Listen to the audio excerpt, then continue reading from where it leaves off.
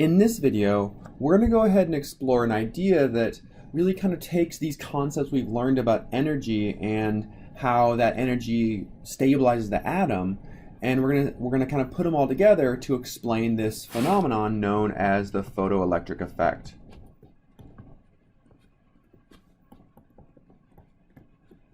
Okay, so let's just kind of jump right into it. So the idea with the photoelectric effect is if you have a surface, right? So this surface typically we think of as a metal, but it doesn't have to be it doesn't have to be a metal, it can really be any element. And on this surface, we have electrons, right? So these electrons are interacting with this surface, and we know they're interacting with a certain energy, right? And this energy we know as the potential energy of an electron interacting with the nucleus of an atom. However, in the photoelectric effect, we call this the threshold energy.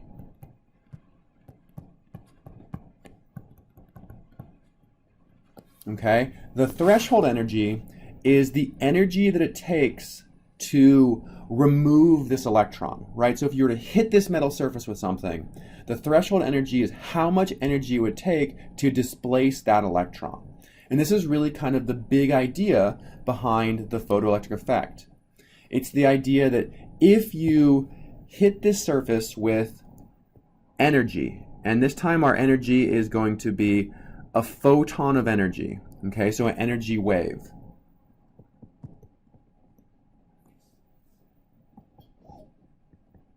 Okay, a photon is a term that just means it's a particle of light. It's light energy. Okay, so we strike this surface with a photon, and if this photon has enough energy, it will overcome the threshold energy, right? So breaking the interaction between the electron and the metal surface, the nucleus of this metal atom, and the electron will be ejected, and it will release with a certain amount of kinetic energy. That's a K. Okay, so all of this together is an example of the conservation of energy. And that's the energy of this photon. All right, so I'm going to try to stick with my colors here. So the energy of this photon is going to be equal to the potential energy or the threshold energy associated with the electron interacting with the nucleus, right? This energy right here, plus the kinetic energy of the electron as it leaves. Okay, this is conservation of energy. So if we were able to calculate the energy of the photon, and if we knew the threshold energy, we could figure out the kinetic energy of an electron as it leaves this metal surface. Okay, so that's the big idea behind the photoelectric effect. We have a particle of energy, okay, and this particle of energy is moving as a wave, but it strikes the surface of this metal as a particle, right? So this is an example of our particle wave duality. This photon is moving as a light wave, but it strikes the surface as a particle. If it has enough energy when it strikes the surface, it will overcome the threshold energy, breaking apart this interaction between the electron and the metal surface, and the electron will leave with some kinetic energy. Okay, let's apply some numbers to this and see an example of how we can calculate the kinetic energy of an electron if it's ejected. Okay, so let's say, for example, we are dealing with aluminum. Okay, so our metal's aluminum, and we are told that aluminum has a threshold energy of 6.54 times 10 to the minus 19th joules. Okay, so the threshold energy of aluminum is 6.54 times 10 to the minus 19th joules. And if we strike the surface with a photon that has a wavelength, so photon wavelength, equal to 190 nanometers. Okay, we want to answer two questions. The first question is, what's the kinetic energy of the particle of the electron as it leaves? And the second question is, what is the velocity that the electron is traveling at when it leaves the metal surface. Okay, so let's address the first question first. We want to solve for kinetic energy in this equation. We know information about the photon and the threshold energy. So if we're able to convert the wavelength of our photon to the energy of a photon, then we know the first part of our equation.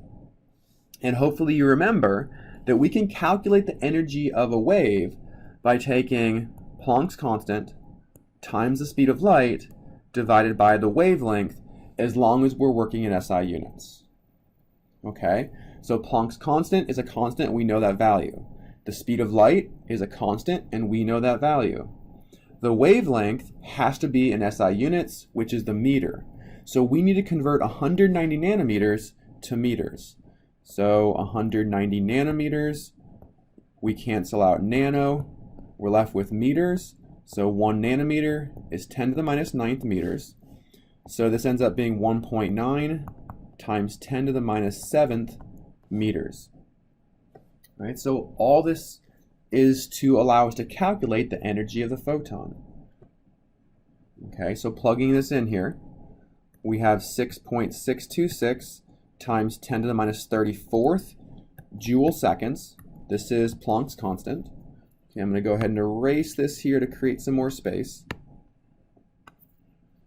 Times the speed of light, which is 2.998 times 10 to the 8th meters per second, divided by my wavelength, which I just saw was 1.90 times 10 to the minus 7th meters.